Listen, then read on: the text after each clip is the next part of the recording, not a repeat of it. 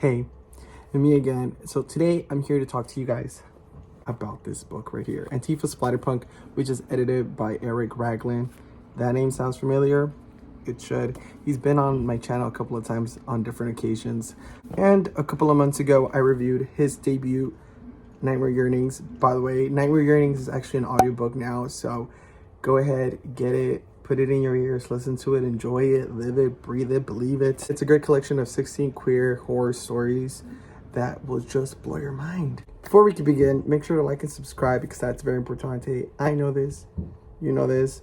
I also want to mention that I did have the pleasure of chatting with the cast of this amazing anthology. I'm going to link that down below. It's 2 separate panels.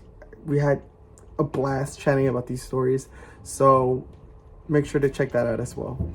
Back to Antifa Splatterpunks. Antifa Splatterpunk is a collection of 16 intense, beautifully written stories about tackling fascism. There you go. That's a mouthful. First of all, look at the cover. Looks amazing, right? Yes, I know. Going into it, I had no idea what I was getting myself into, and that's all the truth. I had no idea what Antifa was, and let's just say I'm happy to report that it was a great reading experience. When I tell you that I laughed, I cried, and I even got rightfully spooked. A couple of the overall themes you will find in this collection: PTSD, vengeance, racism, fascism. A lot of the common themes you will see in horror, which is what this is, as you can clearly tell by the cover, which is amazing. One key theme that is very important to point out is resistance. A lot of these are about fighting back, standing up for yourself. All the authors who are on here bought their A in game. But I do have to admit, while reading some of them, a couple of them went over my head, and I was just kind of like, Once I got the hang of things, everything ran smoothly. It just took a good minute. I categorize this as elevated horror, which is, I think, the best kind of horror besides slasher. It makes you think. That's what I'm trying to say.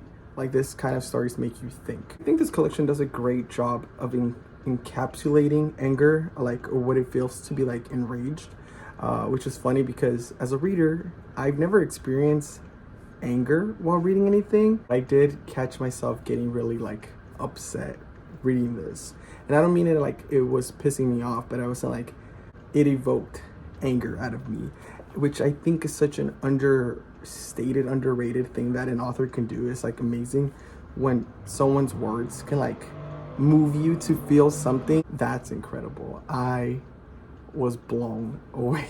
Ooh, I do have some highlights for you guys though.